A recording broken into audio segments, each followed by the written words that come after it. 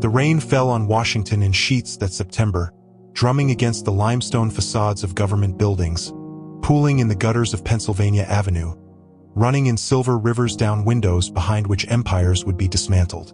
It was 1945. The war was over. The celebrations had ended. And now, in the gathering darkness of autumn, a different kind of war was about to begin. In a modest office in the British Embassy, a man sat alone, papers spread before him like the remnants of a world that no longer existed.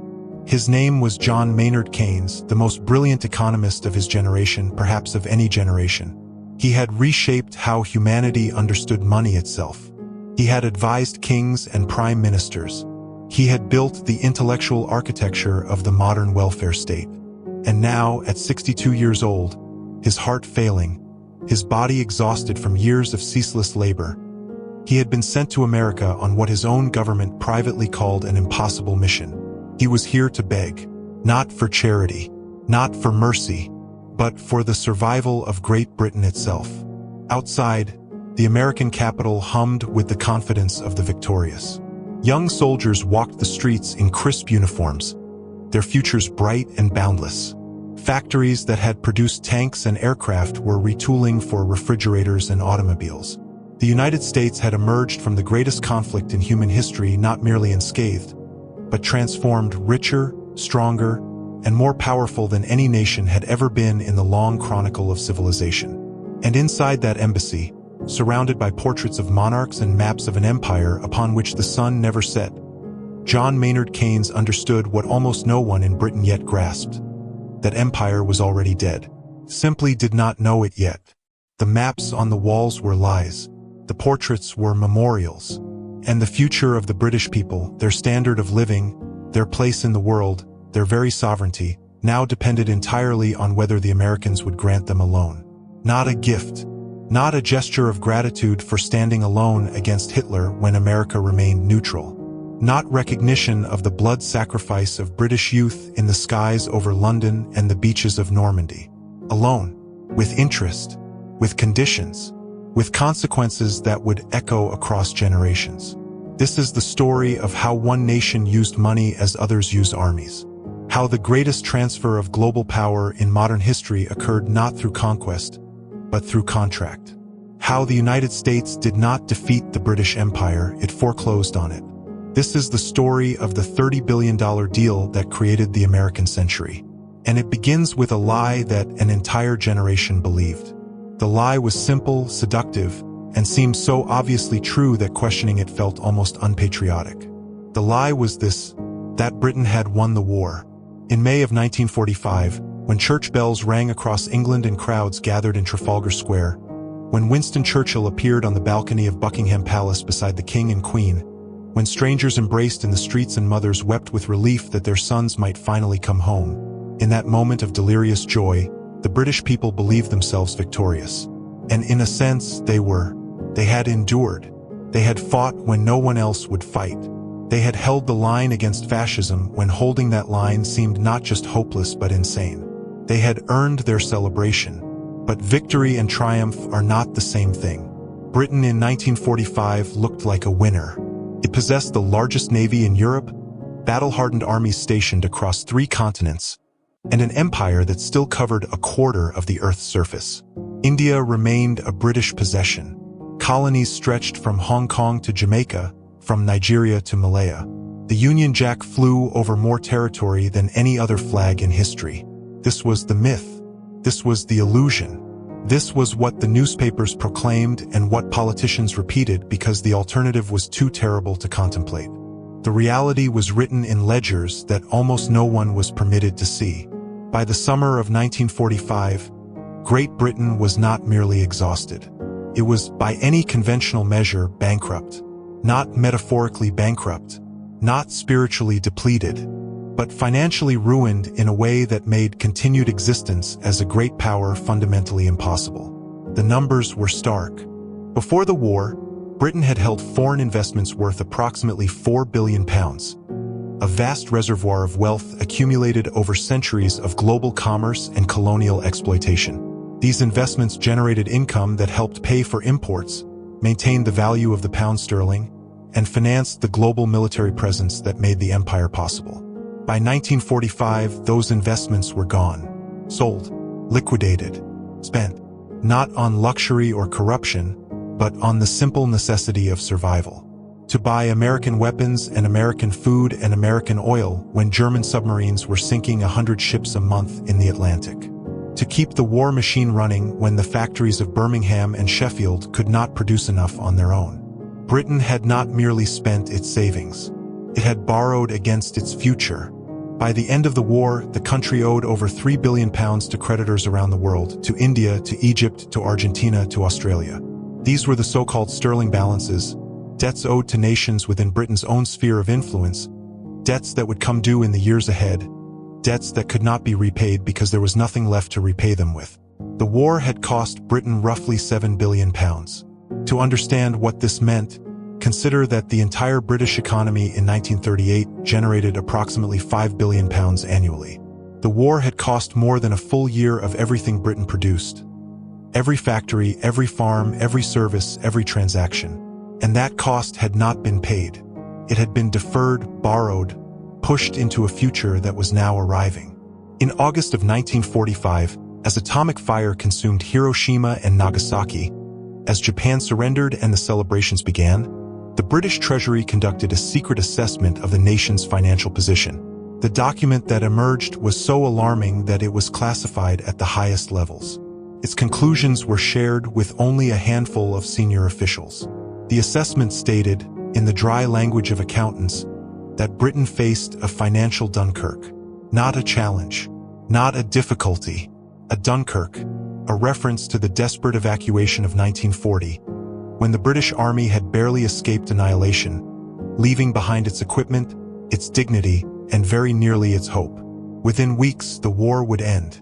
And within weeks after that, America would terminate Lend-Lease, the program through which the United States had provided weapons, food, and materials to Britain during the conflict. When that happened, Britain would have no way to pay for essential imports.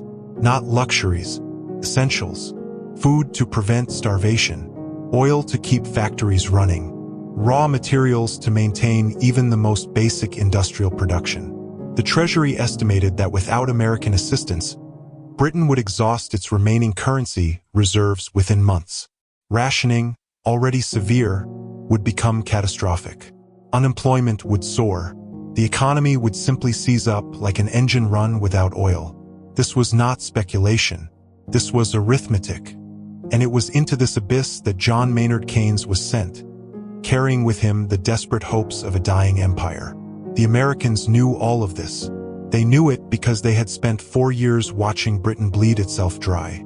They knew it because their own economists had tracked every transaction, measured every loan, calculated every dwindling reserve. They knew it because, in the brutal calculus of geopolitics, such knowledge was power. And they intended to use it. To understand what happened in the autumn of 1945, you must first understand what the Americans wanted. Not what they said they wanted. Their public pronouncements were full of phrases like mutual cooperation and shared sacrifice and the special relationship. These were words. What the Americans actually wanted was something else entirely.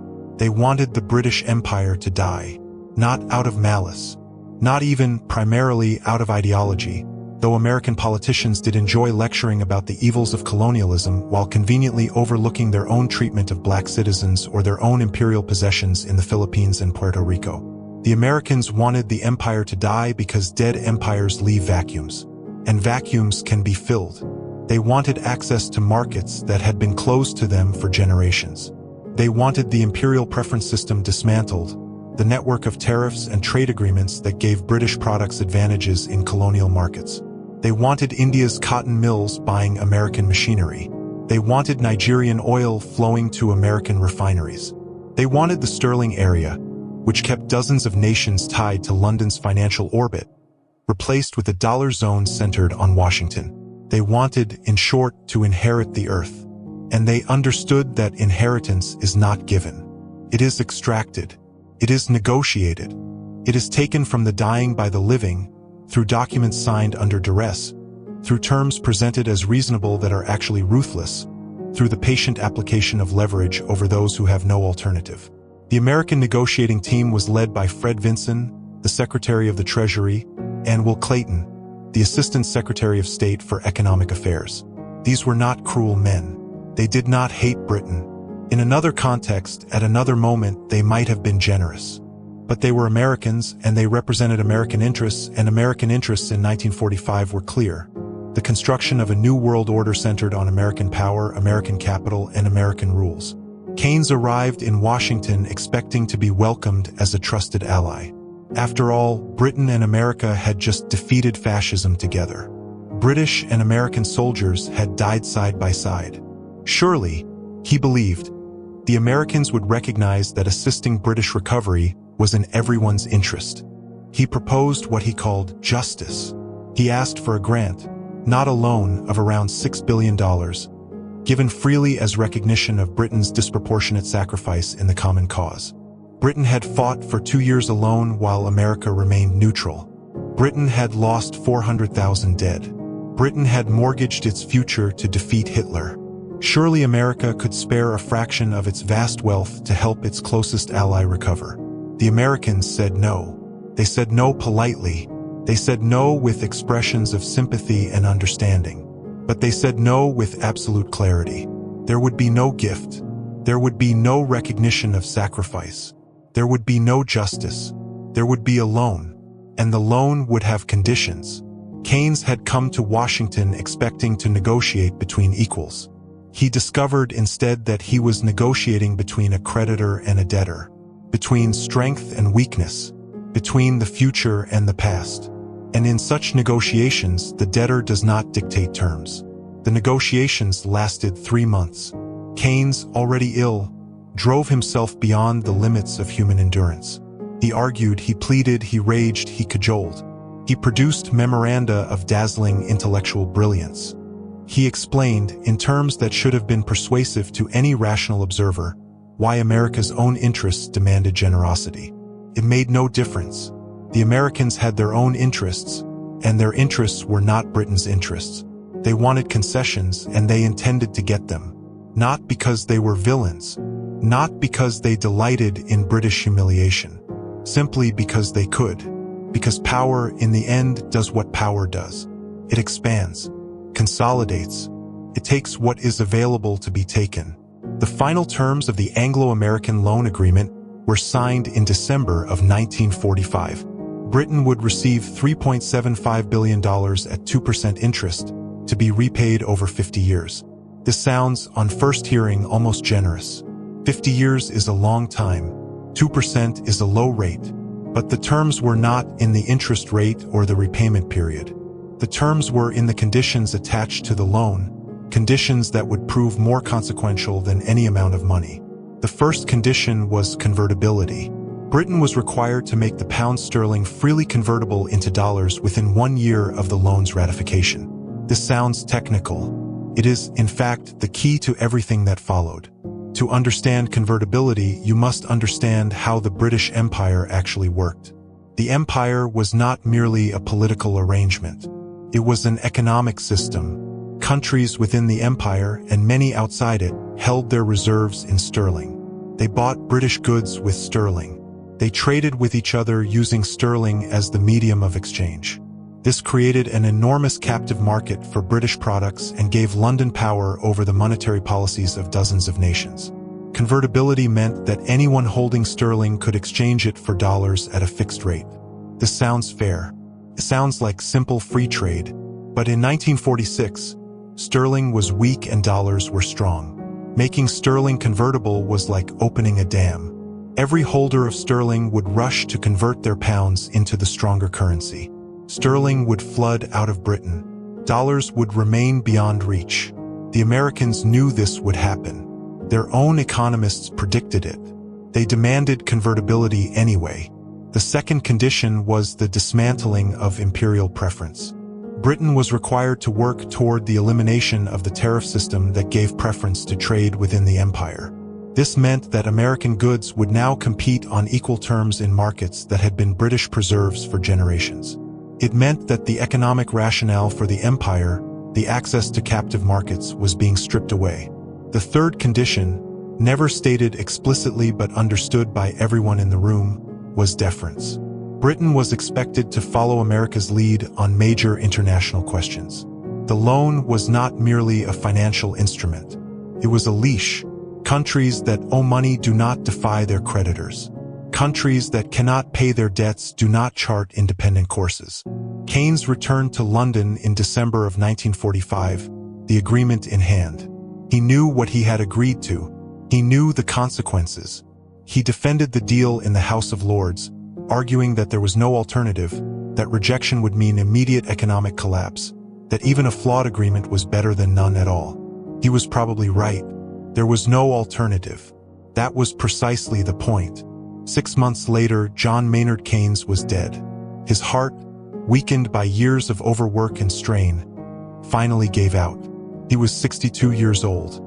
Some who knew him believed that the Washington negotiations had killed him, that the stress of pleading for terms he found humiliating, of fighting for concessions he could not obtain, had simply broken him. He did not live to see what happened next. The convertibility crisis came in the summer of 1947, and it came exactly as the pessimists had predicted. On July 15, 1947, Britain implemented the convertibility requirement of the American loan. Sterling could now be freely exchanged for dollars. The response was immediate and catastrophic. Holders of sterling around the world, governments, corporations, individuals, rushed to convert their pounds into the stronger, more stable American currency. In the first week alone, Britain lost more than $100 million in reserves. By the second week, the hemorrhage had accelerated. By August, the country was losing dollars faster than the entire American loan could replace them. The government panicked. Emergency consultations were held. Cables flew between London and Washington. The Americans, observing from across the Atlantic, offered sympathy but no relief. The terms of the loan were clear. Convertibility had been agreed. Changing the terms now was not possible. On August 20, 1947, just 5 weeks after convertibility had been implemented, Britain was forced to suspend it. The experiment had failed. The pound was no longer convertible. The terms of the American loan had been violated, and nothing changed. The damage had already been done. Britain had burned through nearly $1 billion of its reserves in 5 weeks. The loan that was supposed to finance recovery had been used simply to maintain convertibility for a single month. The country was now poorer than before the loan had been received, burdened with debt and obligated to repay money that had essentially been transferred directly to foreign currency speculators. This was not an accident. This was not a failure of prediction. This was the machinery of empire transfer operating exactly as designed. American economists had known that immediate convertibility was impossible. They had demanded it anyway. They had demanded it because the chaos that resulted would weaken Britain further, would make the country more dependent on American support, would accelerate the transfer of power that was already underway. The crisis of 1947 broke something in the British psyche. Before that summer, it had still been possible to believe in recovery, in resurgence, in a return to former glory. After that summer, the only question was how to manage decline. The symbolic sacrifices came quickly after that. Each one seemed, in isolation, like a reasonable adjustment to changed circumstances. Together, they constituted the liquidation of 3 centuries of imperial power. The first sacrifice was India.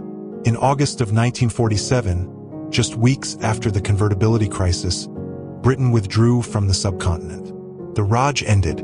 400 million people passed out of British control. The jewel in the crown was removed and the crown itself diminished. British historians would later tell this story as one of liberation, of enlightened decolonization, of a graceful exit from imperial obligations. And there is truth in that telling.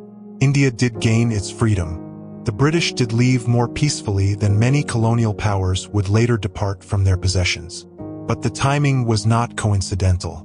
Britain did not leave India because of a sudden conversion to anti-colonial principles. Britain left India because it could no longer afford to stay. The troops required to maintain order, the administrators required to manage the bureaucracy, the expenditures required to run a colonial government. All of this cost money that Britain no longer had. The empire was not liberated. it was foreclosed. The second sacrifice was Palestine.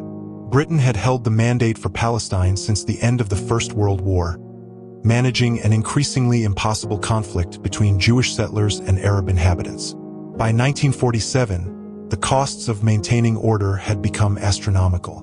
British soldiers were dying. British money was draining away. And for what? For a strategic position that no longer provided strategic advantage. In February of 1947, Britain announced that it would surrender the Palestine Mandate to the United Nations. The announcement was framed as a recognition of the intractability of the conflict. In reality, it was an admission of bankruptcy. Britain could not afford another colonial commitment. The empire was shedding territories like a wounded animal shedding blood. The third sacrifice came later, but was perhaps the most significant of all. It came in 1956, on the banks of the Suez Canal. The Suez Crisis was the moment when the world saw with absolute clarity that the British Empire was dead. Not declining, not weakening, dead. The details are well known. Egypt nationalized the Suez Canal. Britain, France, and Israel launched a military operation to retake it. The operation was, in purely military terms, successful. British and French forces secured the canal zone. The Egyptian army was defeated, and then the Americans intervened. Not with troops, with money. President Eisenhower opposed the operation. He saw it as old-fashioned colonialism, as a distraction from the Cold War, as a challenge to American leadership. And he had a weapon that required no soldiers, no bombs, no bloodshed. He threatened the pound. The American government made clear that if Britain did not withdraw from Suez, the United States would sell its holdings of sterling, crashing the currency and triggering a financial crisis that would make 1947 look mild. Britain, still paying off the 1945 loan, still dependent on American financial support, still unable to stand alone, had no choice. Within days, British forces began their withdrawal. The operation was abandoned. The canal remained in Egyptian hands, and the world understood what had happened. Britain had been brought to heel by its creditor, not its enemy, its ally. The nation that called itself Britain's special friend had used financial power to humiliate Britain before the entire world. The message was unmistakable. Independence is not possible for those who owe. What followed Suez was a generation of managed decline, and that decline was felt most acutely not by politicians or diplomats, but by ordinary people who had been promised that victory would bring peace and prosperity.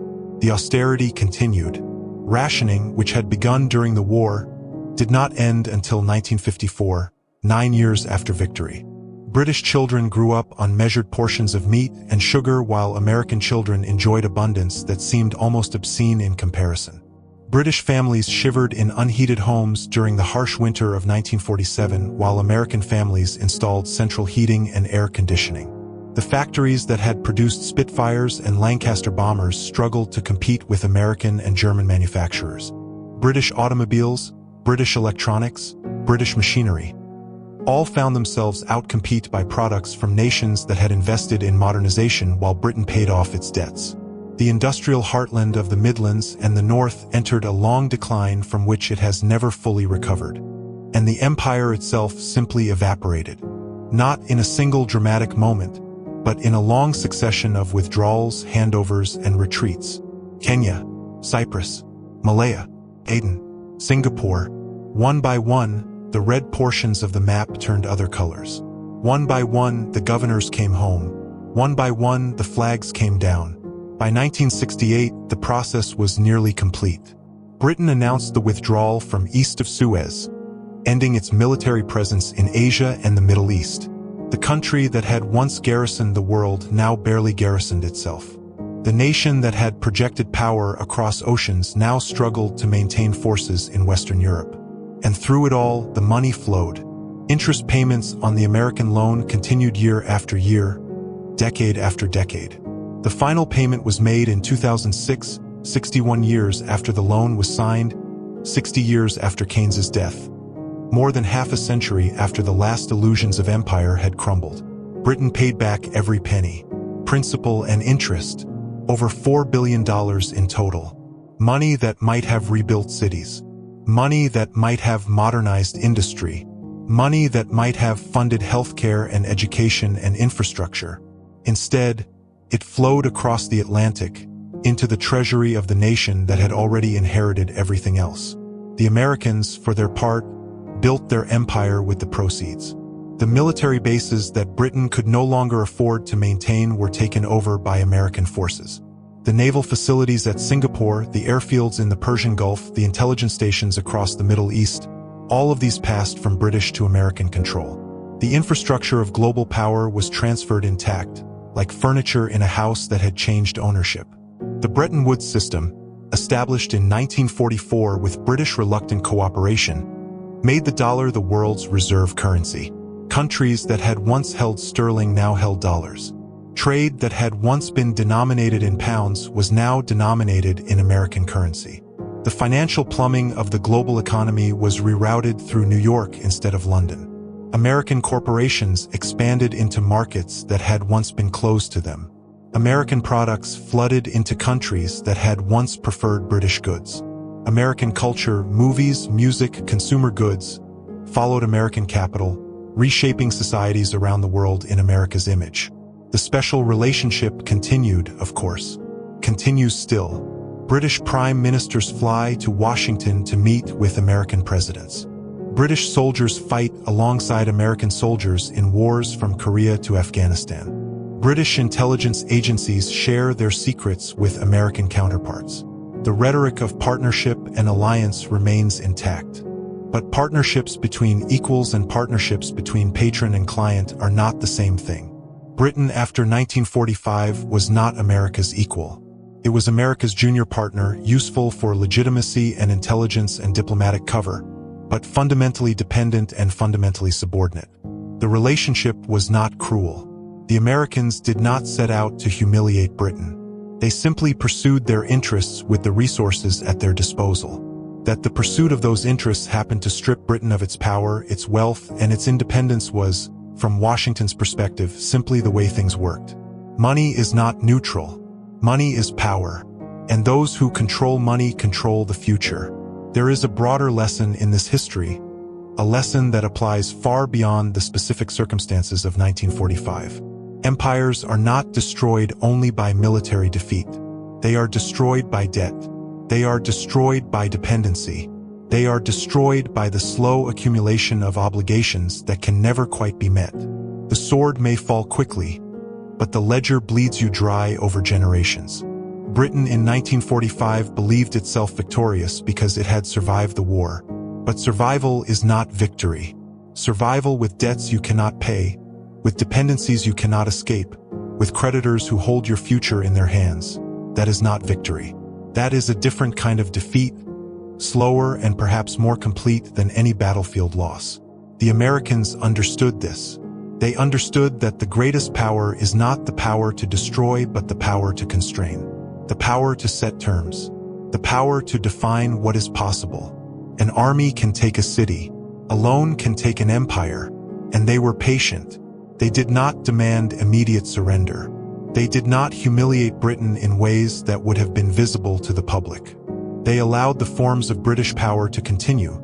The seats on the Security Council, the nuclear arsenal, the ceremonial occasions where British and American leaders appeared as equals. The forms continued even as the substance drained away. This is how hegemony works, not through the naked exercise of force, but through the creation of dependencies that feel like partnerships, through loans that feel like assistance, through conditions that feel like reasonable requests. The debtor remains formally sovereign. The debtor continues to make choices, but the choices available have already been constrained. The room for independent action has already been closed off. The future has already been mortgaged. Britain learned this lesson at American hands. And in the decades that followed, America would teach the same lesson to dozens of other nations, through the International Monetary Fund, through structural adjustment programs, through the patient application of financial leverage over countries that had no alternative. The tools have been refined. The language has been updated. But the mechanism remains the same. Those who cannot pay must obey. Those who owe must defer. Those who have mortgaged their futures have already surrendered their present. There is a final irony in this story. an irony that applies to empires and to nations and perhaps to all human endeavors. Britain's sacrifice was real. The blood spent against fascism was really spent. The soldiers who died on the beaches and in the skies and in the fields of France and Italy and Burma really died. The suffering was genuine. The courage was genuine. The victory over Nazi Germany was a victory for humanity. But genuine sacrifice does not guarantee fair reward. Justice is not an automatic feature of the universe. The brave do not always prosper. The suffering do not always receive compensation. History is not a morality play in which the virtuous are rewarded and the wicked punished. Britain sacrificed for the cause of freedom, and Britain lost its empire. America waited and accumulated and lent, and America inherited the world. There is no moral logic to this outcome. There is only the logic of power, the logic of who has and who needs, of who can give and who must receive. The British people who endured the Blitz, who survived the rationing, who sent their sons to die in foreign lands, they believed they were fighting for their country's future. They were. But the future they were fighting for was not the future they received. The future they received was austerity and decline and dependency, while the future they had fought for, the future of continued greatness and global significance, was taken piece by those who had arrived late and left early. This is the cruelest truth of all. That sacrifice can be genuine and still be unrewarded. That virtue can be real and still be exploited. That the blood of the martyrs can water fields that others will harvest. The sun set on the British Empire not in a single dramatic moment, but across decades of slow diminishment. The sun rose on American hegemony gradually, almost imperceptibly, until one day the world looked up and found that everything had changed. Today, the American century itself shows signs of strain. The debts accumulate. The dependencies multiply. Other powers rise. The tools that America used against Britain are being studied by those who may one day use them against America. History does not end. Empires do not last forever. The creditor of one generation may become the debtor of the next. The power that seemed permanent may prove as transient as all powers before it. But for those who lived through it, for the ordinary people who believed the myths and suffered the realities, there is no comfort in the long arc of history. There is only the immediate experience of diminishment. The moment when you realize that the war you won cost more than you can ever repay. The moment when you understand that your closest ally is also your most patient predator. The moment when you see, with terrible clarity, that you have already lost everything that mattered, and that the documents have already been signed. In Washington, in the autumn of 1945, while the rain fell and the lights burned in the offices of powerful men, the terms were set. A nation that had saved civilization was informed of the price of saving it. And that price was paid year after year, decade after decade, until there was nothing left to pay. The debt is settled now. The loan was repaid. The accounts are closed. But the empire is still gone. The power is still transferred. The world still operates according to rules written in Washington rather than London. And somewhere, in archives and libraries and the memories of those who remember, the documents remain. The contracts, the conditions, the careful, bloodless language of foreclosure. $30 billion. That was the price. For an empire. For a century. For everything. Subscribe now and turn on notifications because the satisfied stories they satisfies you to forget are the ones we tell next.